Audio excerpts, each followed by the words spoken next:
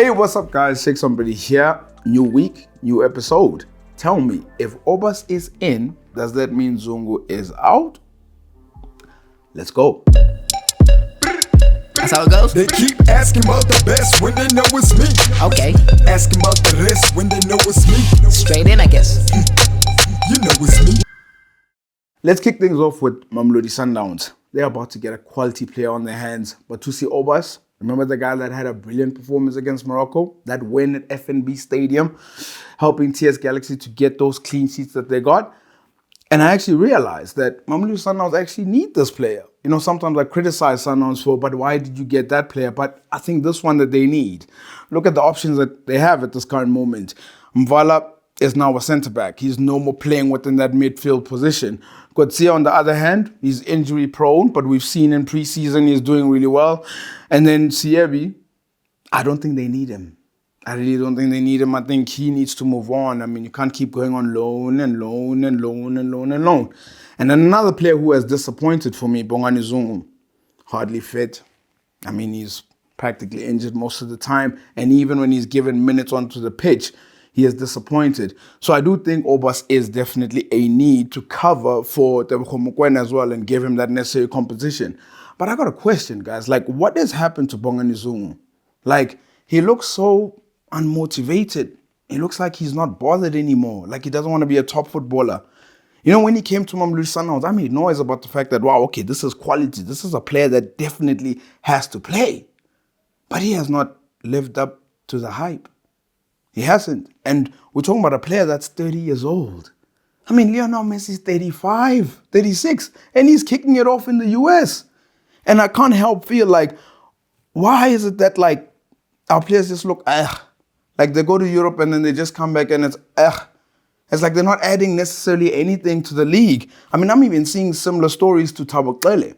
He's going to be signing for the Chiefs according to reports. And I think he's a good signing for Chiefs. But he's 26. Like, what are you doing here? You're supposed to be in Europe.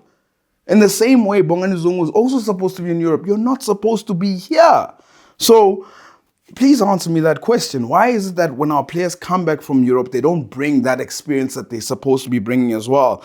And I really hope that Zungu finds his best form. I really hope that Klate as well brings some quality to Kaizer Chiefs, because I never thought I'd be saying this.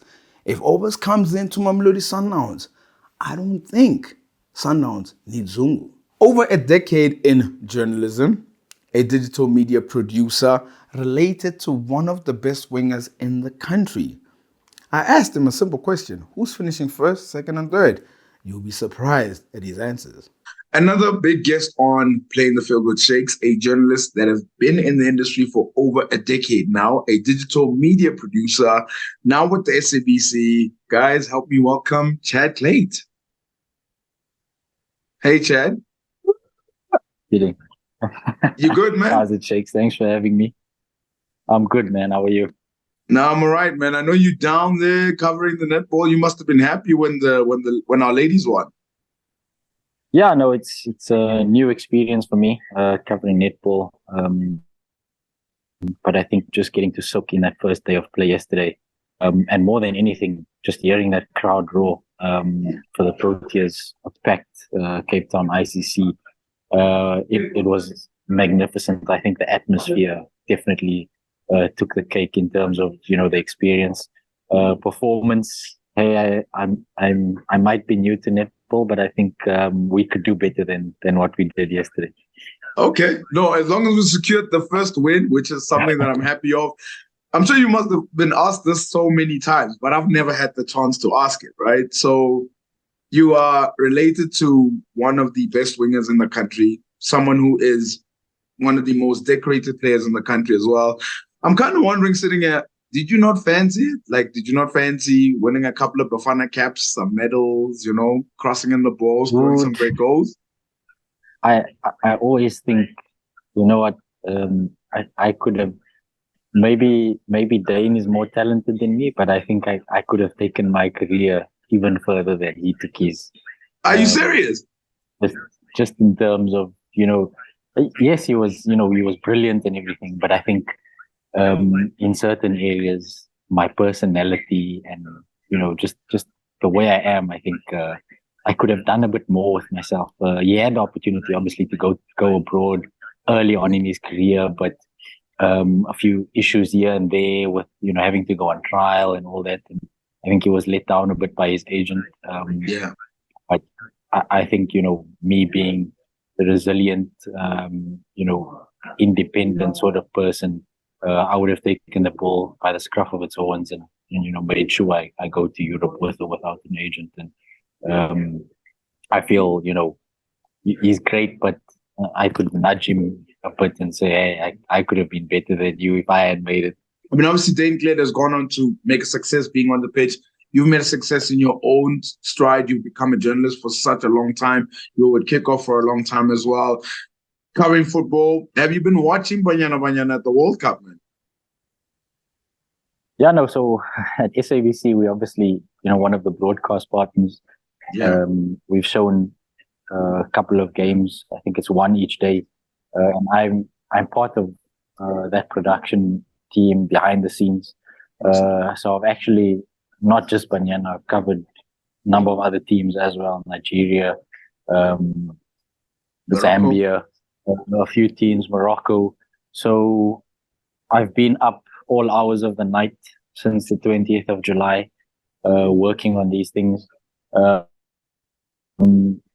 focus on Banyana, yes, I did our opening game again in Sweden. Obviously started netball on Friday, so I missed the Banyana. I didn't work on the Banyana game, but I watched a bit of it. It was very hard to stay awake if you're not working on it.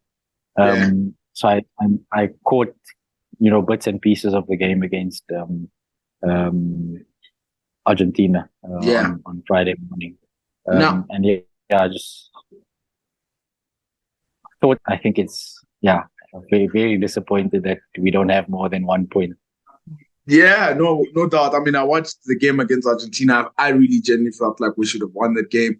But obviously, there's been a whole lot of debate on social media going up and down and everything. What have you made of that goalkeeping situation? Some people say Dlamini should have been starting. Some people saying Kaylin Swart, she's done well, but is there change? What have you made of that, from your personal opinion? Look, I think it's always difficult looking in from the outside. I mean, I had a brother who was on the inside, and I'm a journalist on the outside. And I've sort of learned to understand the dynamics from inside and then obviously from the outside as an analyst. But bottom line is, Desiree is not selecting someone to sabotage the team or to sabotage the nation. She's genuinely selecting what she feels is the best team on the day. And I think everyone knows Andile Dlamini's situation. She's been out injured for such a long time. And this is the World Cup. This is, the biggest stage there is. So yes, talent is great, but, fitness, confidence, there's a lot of, factors to whether a player is ready or not. And the physical aspect of having not played for so long, you never know what kind of condition the player is going to be in if you just throw them in the deep end. Having said that, though, I feel the ideal time to have tested Andile with Argentina, a game that we needed to win, yes, but we could have afforded the slip up, which we did. Now it's the final game. No room for error for this one. Banyana need to win if they need to get out the group. Chad Klate is the coach. Who starts in goal for you? I think I'll have to go with Kaylin, for the mere fact that, yes, she's been a bit shaky. She's had, a lot of criticism. But I think the desire to then try and prove the nation wrong is much stronger than Andile having to come in and shoulder the pressure of a must-win game. Having to make virtually no mistakes to help the team. Yes, she's experienced and she can probably handle it, but you're not just putting psychological pressure, you're putting physical pressure as well. So moving into the transfer window, the men's football, we've just had Mailula go to Toronto FC. We've got Njabula Blom at St. Louis, and we've got Makanya at Philadelphia. A lot of them are moving overseas. you've obviously grown up with a professional as well, speaking about your own resilience as well. How important is it for our young players to go overseas? I feel like it's so important, but do we talk about it enough? I don't know. But how important is it that our young players are now starting to fly overseas again?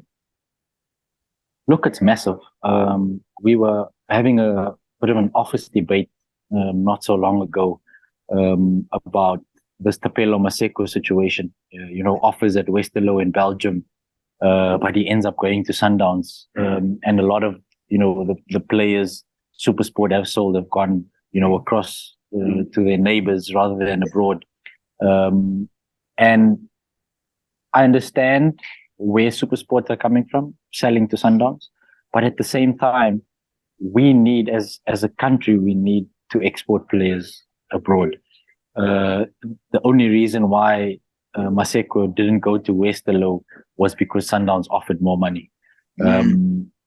And the only reason why Westerlo is not willing to match the valuation of players is because who do we have, with a proven track record coming from South Africa and making it in Europe? Not just, these guys aren't buying players to make them win the Champions League. They're buying players that they feel they can invest in and then sell off to the bigger European teams. So there's always, when you're in the sales market, if you're buying and reselling, whether it's property, cars, whatever, you're not going to spend, crazy amounts on buying ready-made houses and then wanting to sell them off. These guys want to spend minimal money, groom that player, and then make a profit. And our clubs just don't see the value selling a player to Europe to cement himself there and add to the reputation of South African players, so that the general value of it and all its players then rise, instead of just cashing in on one player, selling him for 30 million rand, and then being happy and no one else comes knocking afterwards. So I think what's happening, especially in the US now, the US is booming. Obviously Messi going there as well, Busquets, Jordi Alba, all these big names going there. It's in the build up to a massive World Cup that's coming up in 2026. So it actually sets the stage, or sets the tone for our players to say, all eyes are going to the US, make your name for yourself, and then you grow from there. Anything's possible from there. You brought up another young name that had made moves and obviously was linked with going to Belgium, but eventually went to Mamelodi Sundowns, Tapelo Maseko. Personally, for you, were you disappointed with the fact that he moved to Mamelodi Sundowns and instead of having to go overseas? Because Stan spoke about the fact that he could have gotten a sell-on clause if he went to Belgium, but moved to Mamelodi Sundowns because of more money. But is it at the detriment of his development per se? Because Sundowns have a lot of players as well, and people also speak about SuperSport being a business. Where do you stand on that? Were you disappointed? There's two sides to the coin, and, my emotion is not attached to either party. I'm not a SuperSport fan, disappointed that we've sold our best player. I'm not a Sundowns fan, excited that we've got a young, exciting player. And I'm not, close to Tapelo Maseko to be able to say, I'm so disappointed that he didn't go to Europe. But as a journalist, I see it as he's going to a club that's miles ahead of where he comes from, both developmentally and in terms of success. So the experience he's going to be gaining is so rich compared to, where he comes from already. So it's definitely a step up. If it was Europe, you never know how it's going to turn out in Europe. Is he going to grow in terms of experience? Is he going to grow in terms of development? Is he going to settle in well in a new environment? He's got 2 seasons under his belt, a season and a half under his belt in the PSL. It might have been too big a step up too soon for him to go to Europe. But at the same time, sometimes throwing players in the deep end is, the best thing you can do for their growth. But ultimately, I don't think you can be disappointed with him going to a Sundowns team that has so much quality. In training, he's going to get more experience than he would playing for SuperSport in a a 30 match season. So already that's beneficial for him. And Sundowns is a massive team competing in Africa. You'll have that experience to lean on. And my disappointment will come in whether or not he's able to grow at Sundowns and then move to Europe. We've obviously seen Sundowns are not a selling team. We know that. Yes, they've got let go of a Bongani Zungu or Keegan Dolly, selling them to Europe, but they generally not looking at money of players, grooming players and then selling. I'd love to see him become a Bongani Zungu or Keegan Dolly, but not again coming back after a few seasons or after seeing his contract out. I want him to grow from strength to strength, gain the experience at Sundowns. 2 or 3 years from now, he should be in Europe and he should be holding his own as an established player in Europe. So the DSTV Premiership starts really soon. In the journalistic space, like what's the feeling like? Is everybody like, oh, but it's Sundowns again anyways? Or you generally believe that it will be closer this year? Hey man, the DSTV Premiership is a lot like F1 these days. Your Mamelodi Sundowns, your Max Verstappen finishing everything. But it's at a stage where the only thing that separates Sundowns and the rest is just consistency. Sundowns are at a level where, like I've said, they've got so many players that they can maintain a high level of consistency. So many top players. And your Pirates, Chiefs, Super Sport, yes, they don't have the spending power, but do they have the consistency in terms of, keeping quality players, spending on quality players? Doesn't have to be 60 million rand on a quality player. Is get your scouting right, bring in the right players in the right areas, and work on that consistency to be able to, challenge Sundowns. So I feel Sundowns is still, they still have the edge. I don't see anyone. Yes, Pirates are closing the gap, but the real test will be whether they can be consistent this season. We saw them last season drifting in and out of competing for the top or the league race. But this season they have to be consistent. If they're not second, third for the first 15 games, then I don't see them, challenging Sundowns. So I think the only test is for a challenging team to be consistent, and that way we'll see, Sundowns being challenged, because Gavin always says, your Sundowns, Chiefs, Pirates you only play them twice a season. Those guys are your strongest teams. It's the rest of the 13 teams or 12 teams that you need to be beating consistently to be able to compete with your Sundowns, Chiefs or Pirates or whoever, is in the front running pack.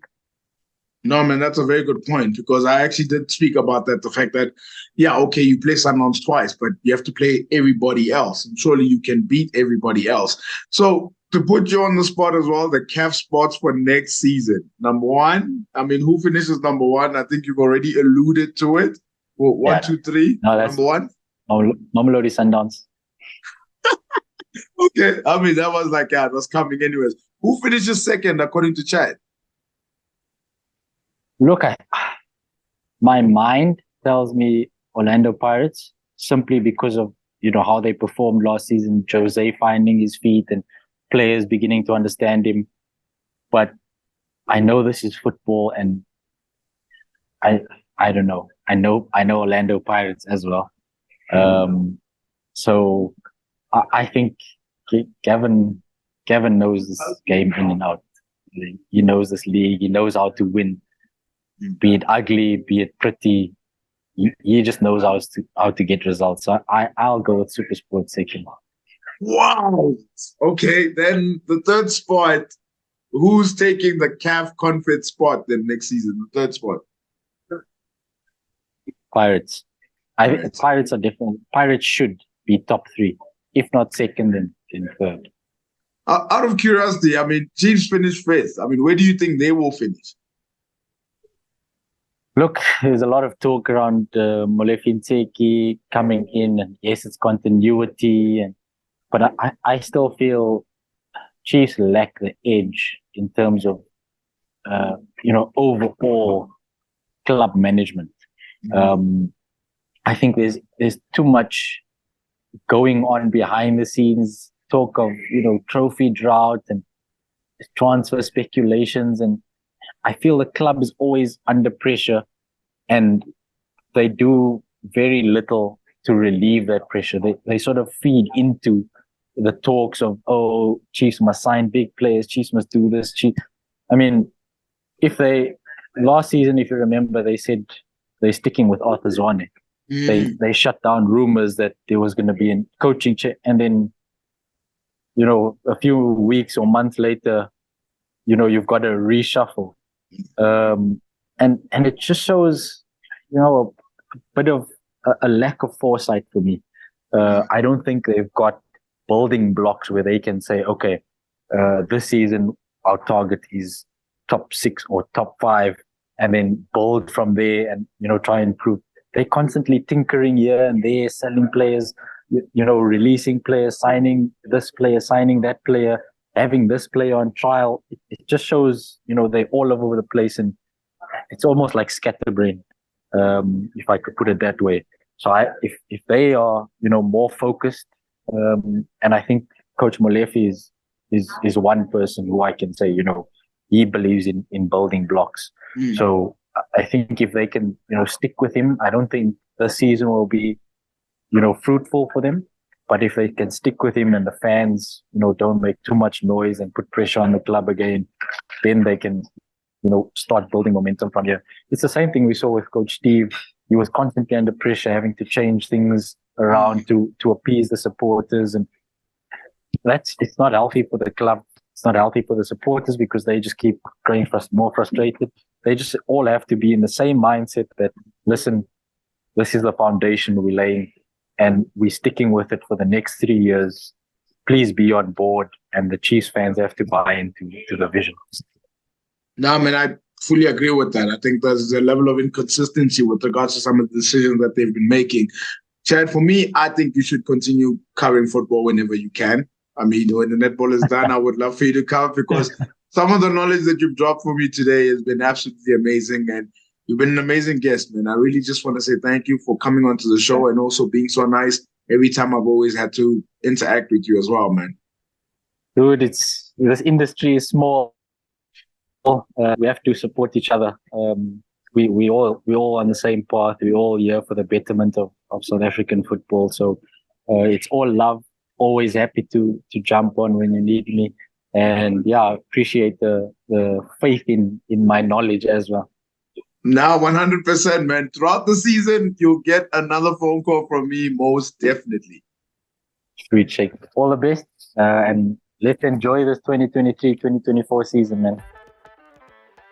It's time for our weekly bet of the week. The purpose of this segment is to show you my bet slip in hopes that it helps yours light and green. The more accurate, the more cash you get.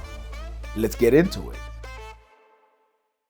Before we start with this week's bet, can we just roll down last week's bet slip? It's a win. You know, it's funny. I'm actually getting a hang of women's football. Not a lot of big scores, but you just have to get the right number to overs and unders.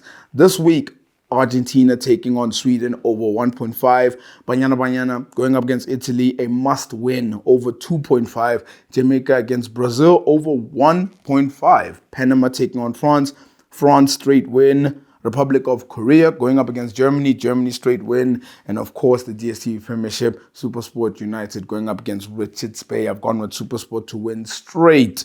The odds, 5.81. 5 times the money back. I won last week. And if you want to win with me, click on the link below. That is Bet of the Week, sponsored by Betway. Remember to practice responsible betting at betway.co.za. Until the next one, all the best. We've come to the end of the show. Guys, the DSTV Premiership starts this weekend, and Betway has left us with a gift. They got the odds for all of the games. Whew. So happy. For you that's watching, don't forget to like and subscribe and hit the notification bell so you're notified for future episodes.